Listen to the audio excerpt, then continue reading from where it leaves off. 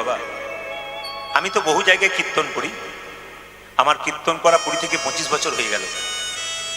আমি প্রতিটি পশ্চিমবাংলার জেলায় যাই, রাজ্যে রাজ্যে যাই, দেশের বাইরে আমি আগামীতে যাব। কিন্তু দেখতে পাচ্ছি যারা প্রকৃত কৃষ্ণ ভক্ত, ওরা হরিনামের খোল করতালে শব্দ শুনলে আর থাকতে পারে না, পাগলের মতো ছুটে আসে।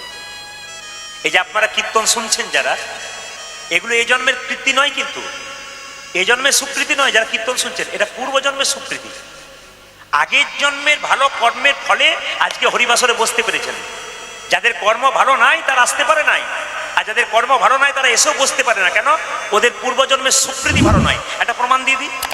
আপনাদের এই গ্রামটাতে আজকে দুটো বাচ্চার জন্ম হয়েছে, ওই পাড়াতে একটা, এই পাড়াতে একটা। কথার মানে বলে, এই পাড়ার ছেলেটা সোনার চামচ মুখে নিয়ে বড় লোকের বাড়িতে জন্ম নিল, আর ওই পাড়ার ছেলেটা ভিখারির ঘরে জন্ম নিল, মায়ের দুধ পাচ্ছে না। তাহলে ছেলে দুটো কি কর্ম করেছিল? একজন রাজার ঘরে, একজন ভিখারির ঘরে।